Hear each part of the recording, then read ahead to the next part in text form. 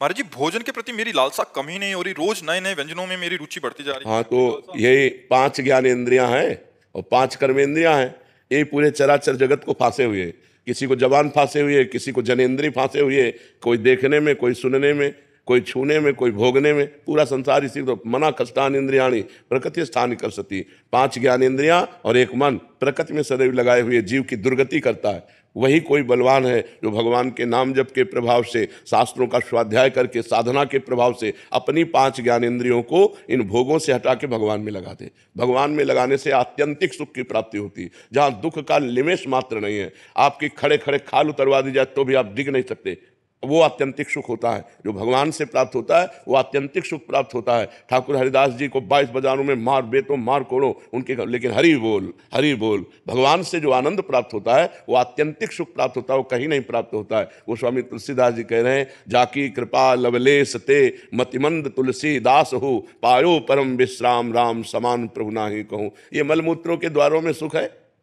यहाँ से खा लो, इतने इतने भर के जाने की बात है। यहाँ से गया क्या था कोई मतलब नहीं है। वो फिर तुरंत उल्टी करके देखो तो देखने लायक नहीं रहेगा। और अगर 6 घंटे पेट में रुक गया तो दुर्गंधयुक्त मल बन जाएगा।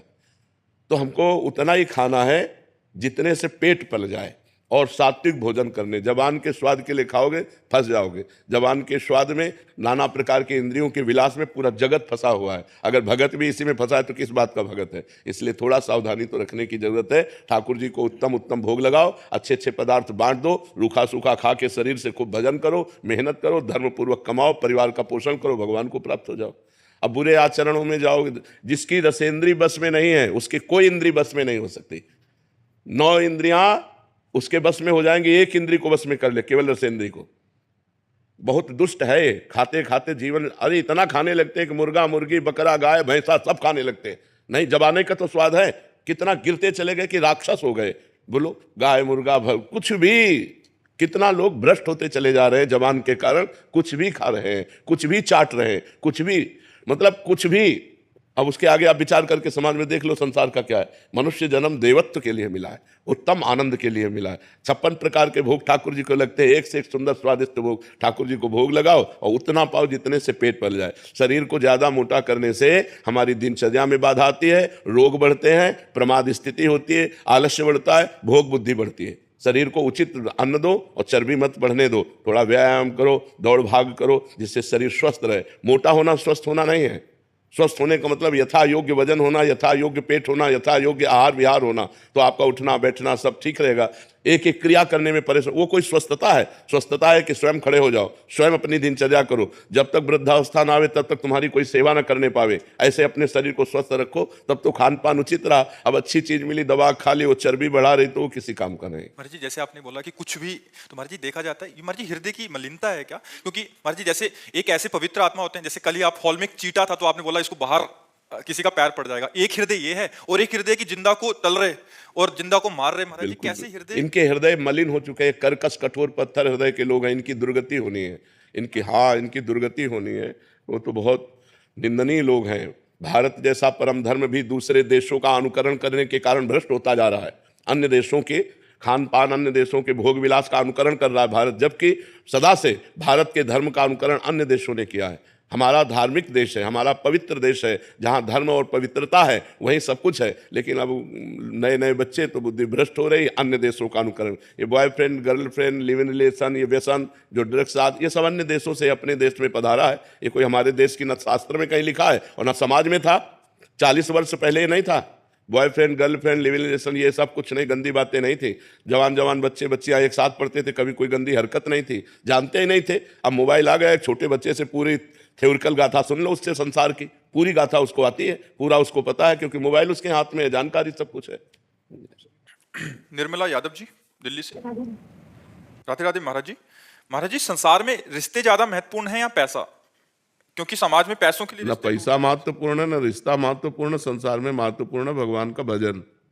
रिश्ता भी मरेगा, पैसा भी छूटेगा, दोनों महत्वपूर्ण है क्या? ना रिश्ता टिकाऊ है और ना पैसा टिकाऊ है। पति पत्नी में विश्वास नहीं रह गया, पवित्र संबंधों में दरार आ रही है, पवित्र संबंधों में विश्वास जा रहा है। तो अगर भगवान का, अध्यात्म का आश्रय नहीं लिया तो कुछ भी हो सकता है, विश्वास करने योग्य कुछ नहीं है। संबंधों की बात पूछी तो आज संबंध, हर संबंध खतरे में है, क्योंकि जब पवित्रता नहीं है तो जहां अध्यात्म नहीं है, जहां भगवान का आश्रय नहीं है, वो बुद्धि कुछ भी कर सकती है। तो ना पैसा महत्वपूर्ण है, ना संबंध महत्वपूर्ण है, महत्वपूर्ण है अध्यात्म, भगवान। जब तक भगवान का भजन नहीं करोगे तब तक खूब पैसा होने पर भी शांत नहीं रहोगे, आनंदित नहीं रहोगे, क्योंकि पापाचरण होगा और पापाचरण का फल दुख होगा, उसे भोगना ही पड़ेगा। अवश्य में भोक्तव्यम कृतम कर्म शुभाशुभम। इसलिए भगवान को महत्व दो। संसार के संबंधों में जो प्रियता है वो भगवान से है। जैसे बेटा बहुत प्रिय है, लेकिन उसके अंदर से भगवान चले जाएं तो कई दिन बेटे के शरीर को रखोगे? उसके शरीर को जला दोगे ना। तो संबंध में प्रियता किससे थी? भगवान से ही। तो संबंध में प्रियता भगवान से ही है। रुपये का जो सुख है वो रुपये में कोई महत्व बुद्धि नहीं, रुपये से विषय भोग मिलते हैं, ये महत्व बुद्धि है।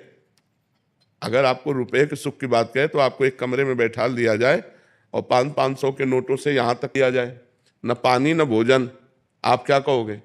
चिल्ला पड़ोगे कि रुपया हटाओ, हमको सब रुपया ले जाओ, हमको पानी पिला दो, हमको भोजन दे दो। रुपया किस बात में सुख देता है? उससे विषय सामग्री मिलती है। नहीं, विषय सामग्री ना मिले तो अब 2000 का रुपया आपके पास एक अटैची रख दिया जाए, आपको अच्छा लगेगा क्या? कहोगे हटाओ, बेकार है। क्यों? क्योंकि उससे विषय सामग्री मिलेगी नहीं, अब वो चलता नहीं है। रुपये की प्रियता धन की प्रियता है, उससे विषय सामग्री मिलती है। विषय प्रियता है, शरीर सुख मिलता है। शरीर से अपनापन हो जाना यही अज्ञान है। ये शरीर जो है नष्ट होगा, प्रतिपल नष्ट हो रहा है और एक दिन बिल्कुल नष्ट हो जाएगा। तो हमें चाहिए कि इन शरीर के संबंधों और रुपया में आसक्ति न करके भगवान में आसक्ति करें तो हमारा परम मंगल हो जाएगा। महाराज जी, एक संशय निवृत्ति कर दीजिए। शरीर और शरीर की धर्मपत्नी जो है वो आपके आज्ञा अनुसार नाम जप और सत्संग श्रवण वगैरह और अपना चतुरासी गायन और नियमित कर्तव्य कर्म हर एक घंटे भगवान को समर्पित करके दिनचर्या कर रहे हैं। बहुत सुंदर। तो हमने आपको मानसिक रूप से गुरु मान रखा है, तो हमारी गति और जिन्होंने दीक्षा ले रखी है उनकी गति में कोई अंतर आएगा महाराज जी? अब ये तो हम इसलिए नहीं कह सकते कि आपका लक्ष्य क्या बनेगा। जो दीक्षा ले चुके उनका लक्ष्य बन चुका है, उनका लक्ष्य बन चुका है प्रिया प्रीतम की दासी भाव। तो अब आपका लक्ष्य क्या बनेगा? हाँ, तो फिर लक्ष्य बन जाने पर लक्ष्य की प्राप्ति हो जाएगी। बहुत सुंदर करते हो, बहुत अच्छा।